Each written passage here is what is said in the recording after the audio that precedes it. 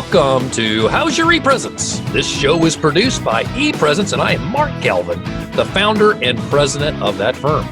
Welcome to the show where we talk about business and social media. Thanks for joining us. I love it when all of you rejoin, and this show is, this is a special edition. And the reason it's a special edition is we are bringing to you a wonderful guest. In fact, I'm going to shake up my script. I'm going to introduce my guest right now, so you know who's here. Since I am so excited about our guest today. So today we have Wendy Kinney with PowerCore joining us. Wendy, welcome. Thank you, Mark. It's my privilege. I am so glad you're here. You and I have, we know each other from PowerCore. I'm a member of PowerCore, and I'm very impressed with the organization. And we're going to talk about some fun things about PowerCore. And the reason I wanted to bring you in early is you have such a depth of knowledge. You are probably the most well-read person. This isn't a video type of interview. However, we're on Zoom because we're in the middle of the COVID-19 crisis, and I see all the books behind you. Have you read all those books? So first of all, of course I have. Oh my gosh. Cookbooks, and these bookcases are on wheels. They pull out, and when they turn around, then that's fiction. And then downstairs in my office are all my business books. And of course, all of this is before we moved to Kindle. So now I do business books on Audible, and I read fiction on my phone. But yes, of course I've read all these books. Yeah, I'm just amazed. And whenever we get together, you're always pulling data from the books that you've read. So I'm Do you want to glad pitch? I'm sorry? Do you want to pitch on a book? So I got two books I'm reading right now. What are you reading? I am reading Never Split the Difference by Chris Voss. Very good. Yep. And then I'm reading Sell Like Crazy by Sabri Subi. Haven't read that. Oh, it's a very good marketing book for digital marketers. He gives you the how-to get online and make money. So very good. You should add it to your list. Good. So thank you for joining me. Here's what we're going to do. I'm going to go through some things. We're going to, what I'd love for you to do is jump in and share your thoughts about things. And then once we go through some of those items, then we're going to dig into who you are, and we'll talk a little bit about PowerCore and some of the history there. Before we go forward, I want to share what we're going to do, because we always talk about news here on How's Your ePresence.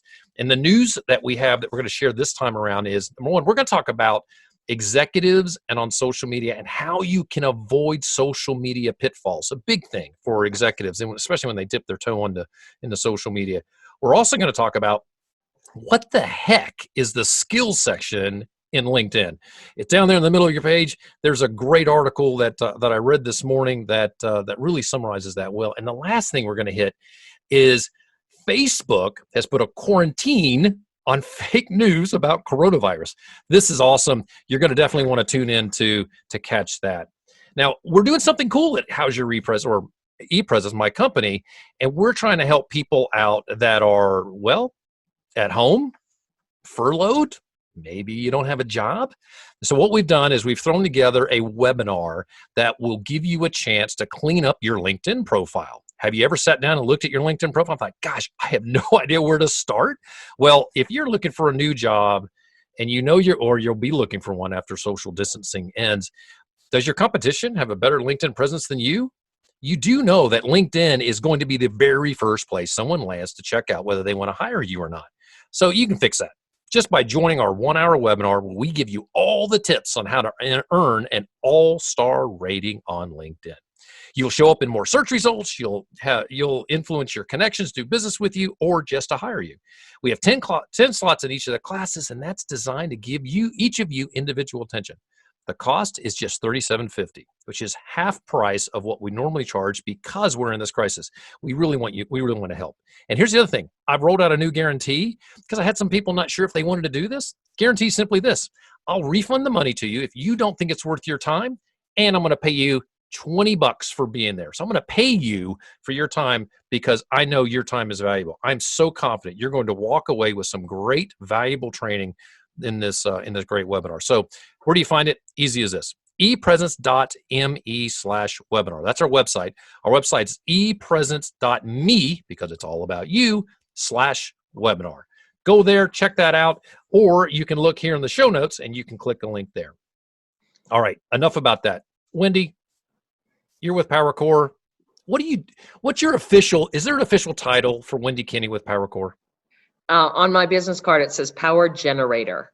Power And generator. I have people ask me what that means, which is confusing to me because who doesn't know what a generator is? Well, but I could see that because when I land on that title, I can't put that into a box. We like to do that. I know what a president is. I know what a VP is. Right. So give me an idea. Tell me a little bit about what is PowerCore and what do you do for PowerCore? So PowerCore is a business referral network. It's an association. We have 35 teams in the greater metro Atlanta area. And my job is to help new teams start, to support existing teams. And the end goal is always referrals. My focus, my unconditional, constant, front of my focus is our members making money. So if members aren't making money, that's my job to fix that. That is cool. Inside their willingness, right? Because some people don't want to. I mean, it's like you with your guarantee just there. Some people just don't want to do the work. Right. Absolutely. So you always end every meeting with, what do you say? Go make money. Go make money. And it is, and it's, I don't know if that's your mission statement, but I see that. Is it? It's a great mission statement. My point is, there are very few problems that money can't solve. Money doesn't bring happiness, but it's really good at solving problems. It can cover up a lot of issues. Yeah. And so when people are having drama, my response to that is go get 5 new clients. And the focus on those 5 new clients will take care of the drama. It'll eclipse the drama. And the result of those 5 new clients will make the drama insignificant. Oh, I love that. Yeah, the activity will help you get past that drama, and it's very likely that after you've done that, the drama's gone. Yeah, it might self-solve itself. All right. Well, great. This is I'm jumping around here on what we normally do. I wanted to make sure folks knew who you were, who may not already know. The first thing that we typically do at this point is we bring in listener questions, and you'll be very happy to know that my first question is from a PowerCore member. I didn't kind of do that on purpose. So this PowerCore member is Ralph Amos. He is the marketing strategist with Code Conspirators. Yes. Love Ralph. Great guy. Understands digital marketing like crazy. So here's his question. He says he's got 1,500 connections. I think he rounded there. But anyway, he's got 1,500 connections. He says, now what do I do? Well, this is a good problem to have, because the number one thing you should do with your connections is talk to them. And there's some folks that think, okay, I built 1,500 connections. Now I simply need to sell at them. So you push content that says, hey, I've got something to buy. I got something to buy. I got something to buy. That is not what LinkedIn does. In fact, there's a gentleman, his name is Eric Qualman. He's a great social media guru out of, I think, Austin, Texas. And you can find him on Twitter. Check him out. His handle is, Wendy, I love this. His name is Eric Qualman, and his handle is Equalman. Oh, cute. Yeah, and when I met him, and I said, dude, this is like divine. How did you get your parents to name you Eric Qualman so they could give you the perfect handle? That's awesome. So That's awesome. It is so cool. So Eric he's done a lot of data. He's got a lot of data that supports social media. And one of the things he shared with me is 94% of buying decisions are influenced, very important word, influenced by social media. So what you should think about with your social media is how to influence your audience. And if I am trying to sell, if I'm trying to sell you something, I can't walk in, I can't meet you and look at you and say, I got something to sell. So I'm never going to walk up, shake your hand, say, hi, Wendy, I'm Mark Galvin, and you share who you are. And then I say, great, I got something for you to buy. You're going to think I'm nuts. What you have to do is build a relationship to start off with. That's what social media can do.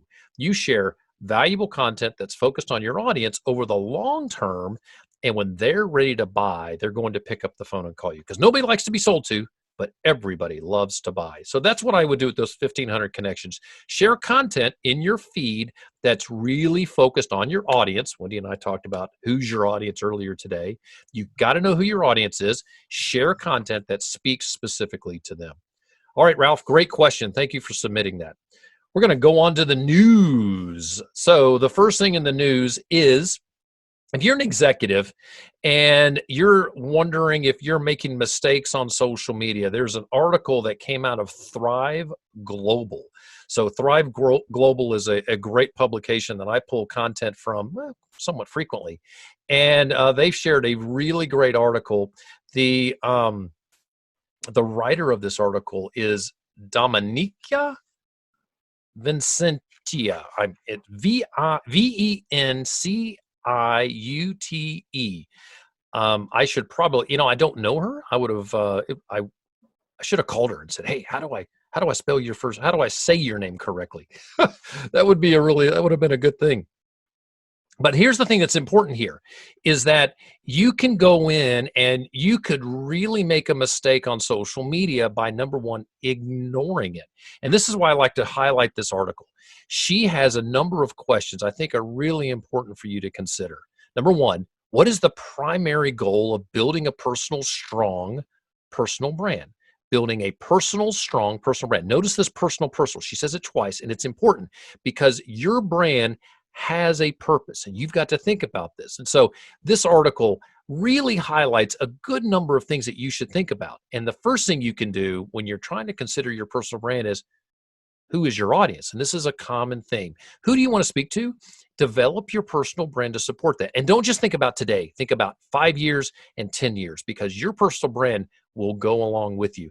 And the other thing that's important here to mention is your LinkedIn profile is your personal website. So always think about that. Your LinkedIn profile is your personal website. So use that website to promote who you are.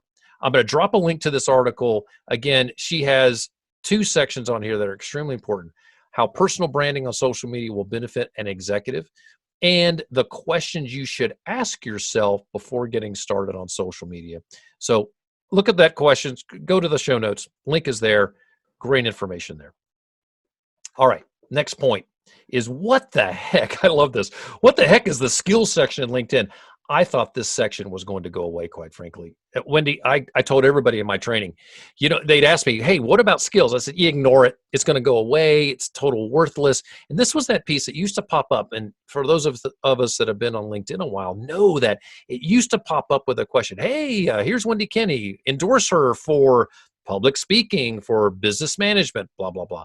And I could quickly do that. That was the skills section. It's changed a little bit, but there's this great article that came right out of Business Insider. The article is called "How to Add Skills to Your LinkedIn Profile in 4 Steps to Showcase Your Specialties." You've got to do this, and here's why. In preparing for some recent training, I found out that LinkedIn is really looking at your skills section for search.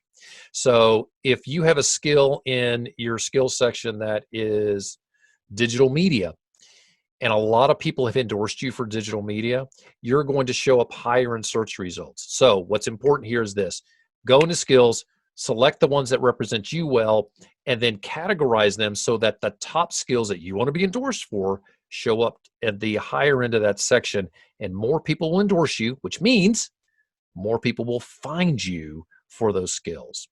Good stuff there. So a link for all the steps that she outlines in her article there from Business Insider. Jennifer Stills is the author's name of that article.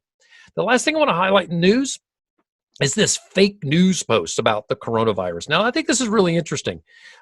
Wendy, do you ever feel like, being on digital platforms, that someone could steal your identity? Ever feel threatened? I don't feel threatened because that's not my nature. But there is someone else. I don't consider myself to be in the networking space. I consider myself referral marketing, but there is a woman named Wendy Kinney who is in Arizona, who is her area of specialty is networking. We've met. Oh, wow. We have amazing similarities. So we're not trying to steal each other, but we definitely, I understand what you're saying. And I think, there are lots of different ways to interpret that. Right. So identity is extremely important. What's fascinating to me is you can take identity and fold it into this fake news. And the great thing about social media is you can reach a lot of people. Here's Yeah. what's great about this podcast, just by putting out a podcast. Well, if you're sharing fake information about either someone or something, it could look like it is in fact true. So there's this Politico story. The author's name is Mark Scott. And he said in here, Facebook to tell 10 millions of users that they have seen, quote unquote, fake news about the coronavirus. This decision came up after a group that found roughly 40% of claims were debunked by fact checkers remained on the social networking giant. So here's the problem. There's a lot of fake information about the coronavirus that's out there. There's a lot of fake news about a lot of things that are out there. But Facebook has decided they're going to start flagging it to say, hey, I just want you to know, Wendy, you're reading this post, it's fake. There's a quote here. I want to read this. Mark Zuckerberg himself said, through this crisis, one of my top priorities is to make sure that you see accurate and authoritative information across all our apps. He goes on to say, if a piece of content remains harmful, misinformation that could lead to imminent physical harm, then we're going to take it down. We've taken down hundreds of thousands of pieces of misinformation related to COVID-19, including theories like drinking bleach cures the virus or that physical distancing is ineffective at preventing the disease from spreading. For other misinformation, once it's rated by false by our fact checkers, we reduce its distribution, apply warning labels with more context to find duplicates. In March, he goes on to say, we displayed warnings about 40 million posts related to COVID-19 based on 44,000 articles related by independent fact checkers. When we saw those warning labels, 95% of the time, they did not go on to view the original content. So I'm going to drop a link to Mark Zuckerberg's post. Here's what I think is very interesting. I'm so torn on this, Wendy. I got to tell you. Really? I am. I have a problem when people are sharing fake news. I have a huge problem with that. And I think that it should be flagged. How do you know if it's fake? Ultimately, there's a lot of power that's given to Facebook, and you have to trust them that they are in fact going to be able to say this is truly fake. I'll give you an example that I think is interesting. That in fact is related to coronavirus. Is early on, there were these reports that it's possible that the virus came out of a research center in Wuhan, China. Right. And I remember seeing it thinking, fake news, I ignored it because it was coming from fake news locations. Well, now the Washington Post posted something that they are certain, in fact, look at this, that maybe someone got the virus from the center and could have transmitted it. So if that was closed down in early and said it was fake news because it was in fact seen as fake news, then I think that, I do think that if anytime you have any type of net that's to catch fake news, you're going to end up scooping out something that may in fact be true. And that's what scares me, because someone may have something truthful to share and they're going to be blocked because it looks like it's erroneous. I'll take the other side of that. Good. Please. I love that. I would rather something truthful get scooped up than have people think that something fake is real. Because if something truthful gets scooped up, it can be resubmitted in a way that showcases its validity. But if something fake is considered de facto real because it's without proof, then the minds of the people who've read it say, this is true because I read it, even when it isn't. That is a great point. So really, we're talking about percentages. So if 5% of truthful pieces are deleted or flagged, that later are proven to be true, but you are getting rid of 95%, and these are total erroneous numbers. This is, don't quote me on this. Maybe it's an 80-20, and even, where is that line? 80-20 may not be bad. I'd take 60-40. Yeah, because if an article that appears fake but is in fact not fake, gets scooped up, that means it wasn't written well, it wasn't presented well, it wasn't documented. That's a And good so point. it should get scooped up, and then it should be resubmitted in a way that has more validity and credibility. That is a great point. And I haven't really thought about it from a ratio perspective, but I love that. And I will tell you, I think that I did a podcast recently where I actually brought on my 24-year-old son on the show because there were all these kids that were going to the beach that should have been home, and they could have been transmitting the virus. And he said the main reason these kids are doing this is, number one, they want to have fun.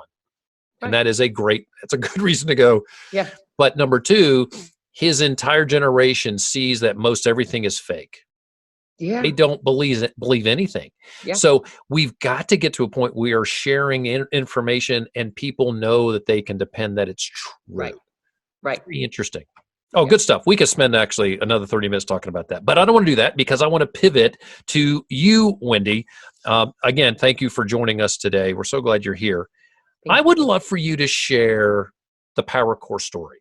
Where did PowerCore come from? Did this germinate from your basement somewhere, or how did it come about? So I got invited by a friend of a member to visit a team that was 2 hours from home. Where is this? In Melbourne, Florida. Okay, all right. So my first meeting, I had to get up at 4 o'clock in the morning. I did not know there was a 4 a.m. I was on the road at 5. I got to they met at the Hilton right across from the Melbourne airport. I walked in, there were so many people there. I was totally freaked. When it was my turn for an info minute, I pushed my chair back and said, pass. And you did not. I did. Oh my. I'll tell you something else. Once I joined a team, I evaded my first 7-minute for a year. Every time it was my turn, I had to be out of town. Oh my goodness. So one day the chiropractor looked at me and she said, you haven't done a 7-minute for a long time. And I looked her right in the eyes and I said, you must have been gone that week. You said something earlier today that really shocked me. You said you're an introvert. Oh, totally. And shy. Introverted and shy. Hence the book. Oh my gosh. I'm shocked. I mean, I will tell you, you have done very well considering your introversion. I never would have picked up on that.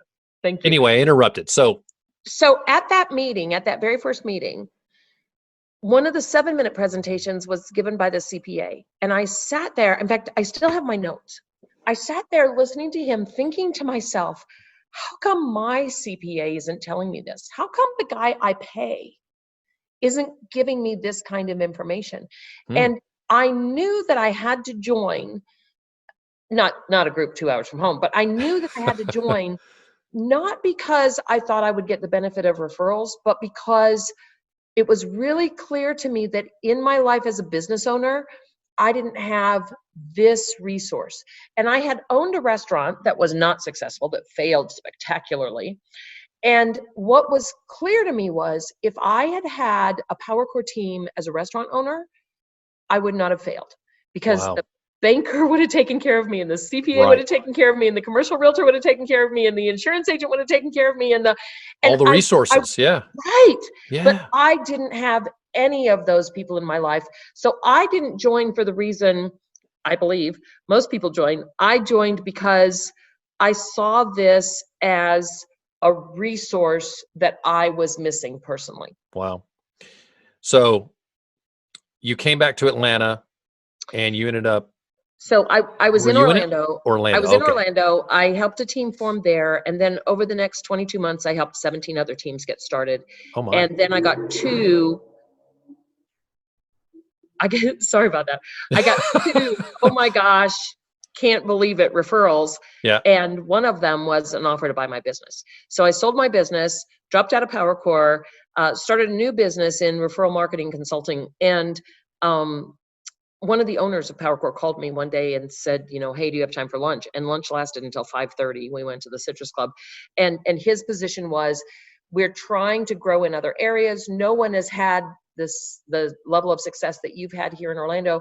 Are you willing to do you think you can duplicate this? So I opened Delaware, Pennsylvania, Washington, D.C., Raleigh, Durham, down to Miami, up through Kentucky to Chicago and over to San Antonio. And then I put my foot in my mouth, put my other foot in my mouth, and changed shoes. It was bad. It was Miami. Yeah. Miami was my Waterloo. Yeah. And the way out of that was to make an offer to buy. So that's when I bought PowerCore. And then the year after that, when the numbers were mine, I said to myself, what do I want? What do I want? Right. And it was not my goal to be the biggest. I was not interested in competing in that way. What I want is for PowerCore members to make the most money. And I could not achieve that goal, that PowerCore members make the most money, if I was spending 40% of my time in airports, which is what I was doing. Not in airplanes, not traveling. 40% of my time was spent in airports. Waiting for that next plane. Yeah. Which was often late.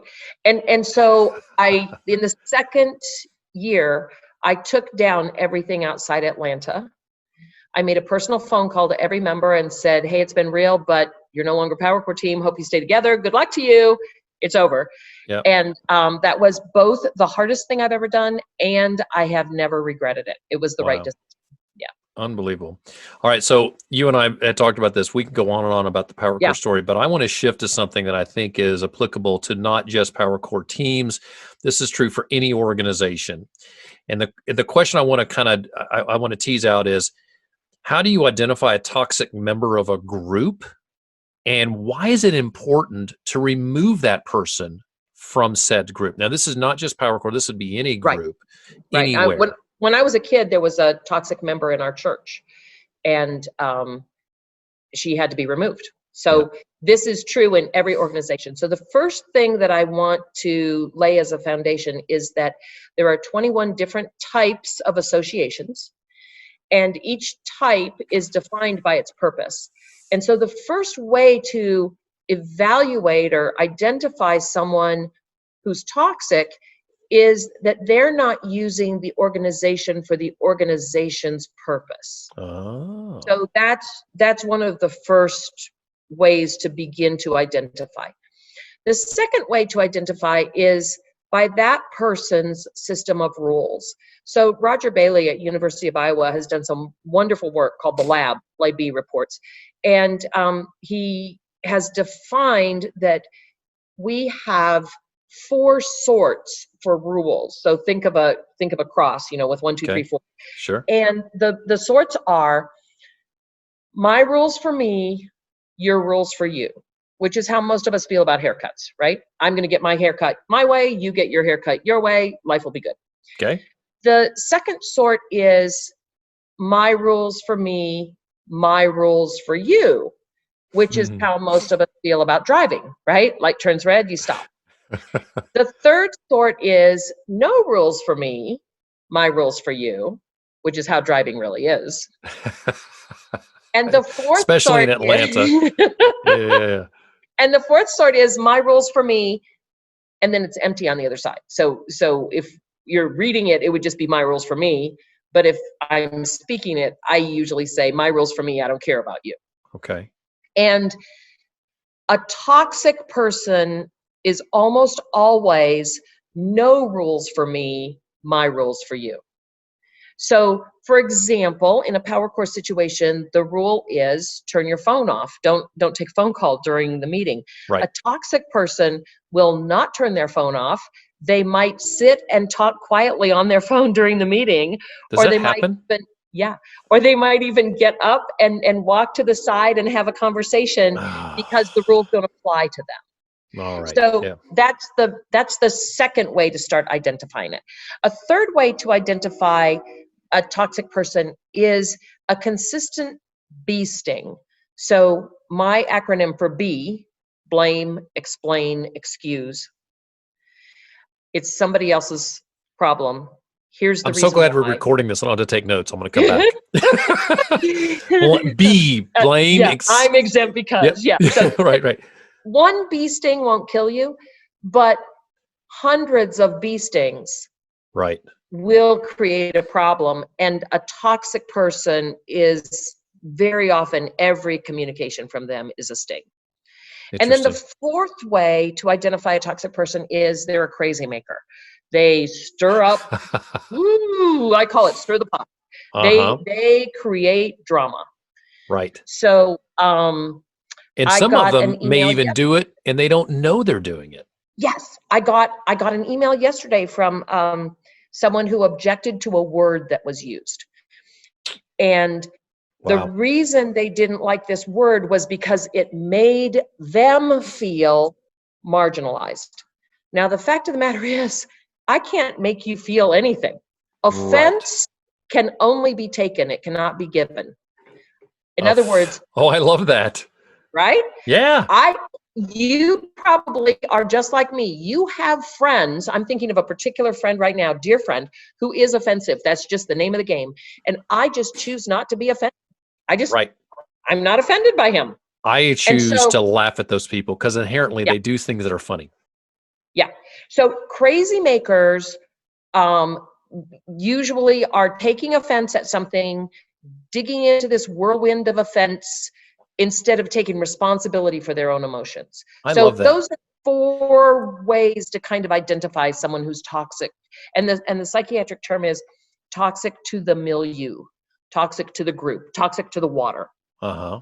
This is, and I think this is extremely interesting because a toxic person can ruin the rest of the group. They can certainly make things difficult enough that they group can take the group down. Yeah, the group doesn't even realize what's happening, but they're starting to create these little silos of people that start huddling together because that person will have supporters and they're going to huddle around them. Not sure that's true as a universal statement, but yeah. Really? Okay. Yeah. Well, and I think that's really interesting. But people take sides, I think is it. And you've got to figure out a way. I don't think that is a part of the toxic discussion, though. Interesting. Good. I think that is a distraction from the topic, from the toxic discussion. So it could be a bit of a smokescreen. Yeah. More so than the real issue. If people are talking about sides, they're talking about the wrong thing. Interesting. Yeah. So have you seen a toxic member ruin a group before? Has this been something you've seen? I can name him right now. What happened?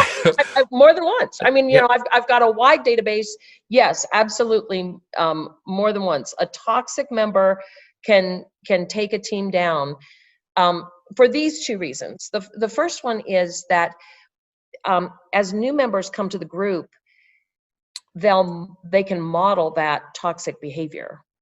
They think it's appropriate. Not realizing that it's inappropriate. So I was just at a PowerCore meeting this morning, and this particular group has a verbal pattern that stops referrals, and the verbal pattern is, I'm the team's, and then insert classification. So I might say, I'm the team's chiropractor, I'm the team's mortgage broker, I'm the team's family law attorney. Yeah. And that pattern stops referrals. That's a sales pattern. That's not a referral pattern. And the challenge is, I was speaking with a newer member, and I saw that they had this pattern, and I said, you got to stop that. And the new member said, but that's what the old members are doing. And so of course they're modeling. And that is a big problem with toxic people, is that the new people think, oh, that person's been around a long time.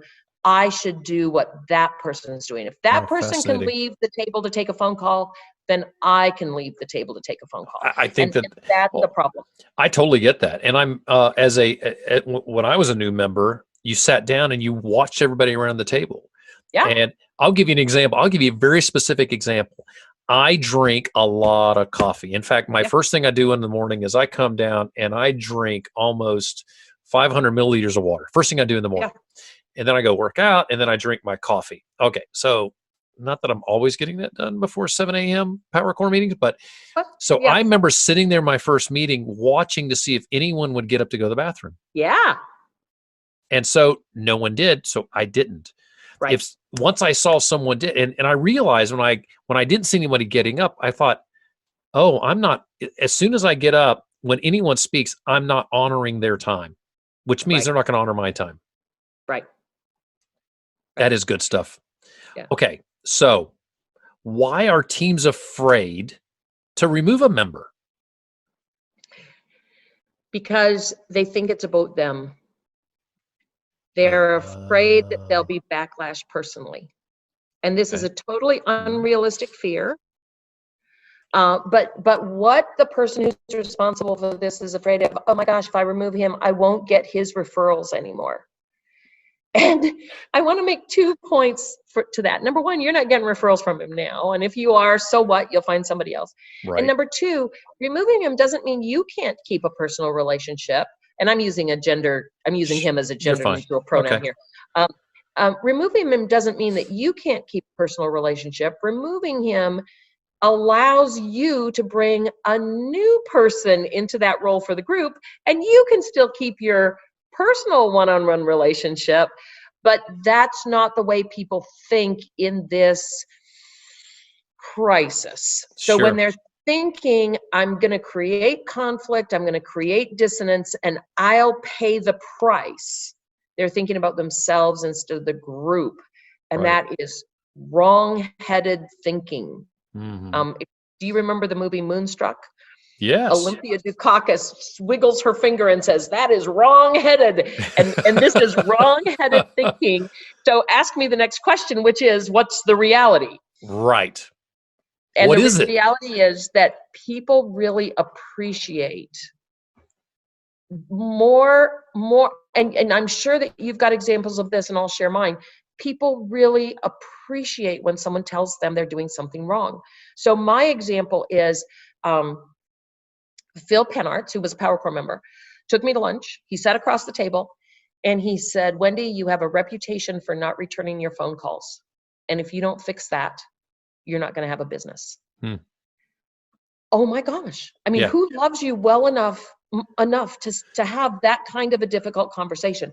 Right. And so in a group, the person who not only is willing to raise the subject of toxicity, but also the person who's willing to go to the toxic member and say, this is the behavior, this is the result the behavior is causing, therefore, you're not welcome at this table anymore, is the person who is establishing value. They're afraid they're going to lose stuff. It's the opposite way around. By being the spine, by being the person with ethics and professionalism, they establish value for the whole group and for themselves. That's brilliant. Absolutely brilliant. And it is, and I've certainly seen that before because, and I'm new in membership coordination in the group that I'm in, but in my past company, I managed a group of 25 people. And when you're managing those, and we all sat in cubicles, and so everybody knew everybody very, very well. And we had to make sure everybody was doing their part. And the very first time, and my predecessor was not really holding anybody accountable. The first time I started holding somebody accountable, the entire team immediately came to me offline. They didn't want anybody to know that, but they all said, thank you for doing that. Right. Yeah. And I remember thinking, oh, this whole group, they're so tight. Everybody's laughing with this person. They're going to lunch with them. I'm really going to upset the apple cart, but this behavior is inappropriate. It needs to be addressed. And I was fascinated by that. Yeah. So Erin Simone, she died recently, a linguist at Berkeley, developed a 3-sentence formula for difficult conversations. And it's powerful and so effective. And sentence number 1 is the other person's point of view. So sentence number 1 is, I know it's important for you to get a laugh. And then sentence number 2 is a fact. A PowerCore team isn't a comedy club. And then sentence number 3 is the behavior you want in the future. During your info minute, please share new information about your industry that people can use and model to generate referrals. So that 3-sentence formula, starting with the other person's point of view, and then a fact they can't argue with, and then the behavior, this has to be behavior. The behavior you want in the future is a real powerful way to deal with a crazy maker or someone who's showing toxic behaviors. So we've been talking about PowerCore, Mm-hmm. and it seems like we've been very specific to PowerCore. Can you take some of these methodologies and apply them to other groups, civic groups, like I'm a member of Rotary, or Yep. church groups? Yep. Yep. Have you seen that applicable in those environments? Oh yes, and I've helped people walk through a method for dealing with toxic people in all of the 21 types, maybe not all 21, but in many of the 21 types of associations, and in many business situations. Because when people don't know what to do, they often default to doing nothing. And nothing is Right. not a leadership behavior. No. So the question then is, and go ahead. I want to say something here is important. Sometimes leaders of these civic groups and church groups and so on are reluctant leaders. They're kind of pushed into those roles because it's time for someone new, and this is the person that's willing to do that job. They need to see that this is not about them. Right. It's really about the vitality of the organization and addressing it. And you've given some very specific ways to do that. You address these issues as the leader of that org. It's good for you because you're going to be better off, because this is not an issue that goes away. So for those people who kind of accepted a responsibility that they wouldn't have chosen, what I want to say to you is that what I've noticed inside PowerCore is when a problem comes up, PowerCore is not going to make or break you. Your family's still going to love you. You're still going to have a business, even if you're not in PowerCore. If your PowerCore team goes away, your life will change very little. So what I've learned is that when someone has the opportunity to work through a tough situation in PowerCore, what happens is that situation comes up in their life for real, where it matters 3 months later. And so they got a practice run. Oh my gosh. Every time. So when you call me and say, hey, I got this problem, and we walk through it, at the end of the conversation, I'm going to say to you, okay, this is going to come up for you where it matters in 3 months. I'd be honored if you'd let me know. And you would be amazed. Probably more than 60% of people call me back and say, oh my gosh, I just had to do this. And it was a perfect mirror. And I'm proud of myself for how I handled it, because I got some practice run here. Oh, that's great. You told me something recently that I have applied twice. Good. And it was a business breakup. And you said, just continue to repeat the same thing again. What is the reason? And just fogging. And just continue to repeat. And they're going to say, well, why? Well, it's this reason. Why? It's this reason. It hasn't changed. And they'll realize eventually they're just going to stop. Yeah. Like, okay. That was that is a tough thing, and it is but understanding the ability to practice something is key. And you've given some great things. This is fantastic. And one of the reasons that I love PowerCore is because I get to come over and sit down with you and go through the training. It's funny, when I look at the training schedule of the class of our PowerCore group, what I see is I'm the one that's been to everything. And it's because I really enjoy coming and hearing everything. And it's okay to come to more than one of these classes. Oh, yeah. Right. So I could come to one 3 times and really understand that skill set well. So that's there are 2 people who have attended Info Minute seminar, one 13 times and one 14 times. Oh my goodness. And both of them have done phenomenal things. One now travels internationally, teaching in her industry. And the other one has always been a consultant for Fortune 1000 companies, internationally also. And she just shared with me her Info Minute template for budgeting inside a corporation, for how to ask for a budget increase. Yeah. Based on the work using that the she skill did. set. Yeah. In Info Minute. So yeah. All right. We're out of time. So I'd love for you to share with everyone, how can they find you and find more information about PowerCore? So PowerCore is powercore.net. That's PowerCore.net, N-E-T, like networking. And of course, you can email me from Contact Us in there, but it's easy to email me at Wendy powercore.net. And my phone number, everything else is on the contact us at powercore.net. And there's also a place to fill out a form if you'd like to visit a team. We have 35 teams in the greater metro Atlanta area. And filling out that form will get you a phone call from me. Yes, which is interesting to hear you talk about phone calls, because I have done that. I have sent a question or something to the website, and I thought I was sending it to George, and you called me. So, yeah, you've definitely accomplished the challenges with the phone. Well, Wendy, thank you so much for being here. I so appreciate it. This is great information. I'm going to make sure everybody from my road trip with this podcast because of the great info you shared. Thank you. Well, I want to thank everyone for joining us here on How's Your ePresence. We offer our company offers, we're a social media agency. So just keep in mind, if you're an individual, if you are a company, if you're a college student, we can help you with social media. Just go to epresence.me/how's your ePresence, and you can get a discount of 5% on all of our service right from the website just by listening to this show. Our website's real easy to remember. It's epresence.me, epresence.me, because it's all about you. Find us everywhere for this show, so love for you to rate us on iTunes. It helps us get more listeners, but you can find us on Google Play, SoundCloud, Spotify. I'm on Spotify. I still love that.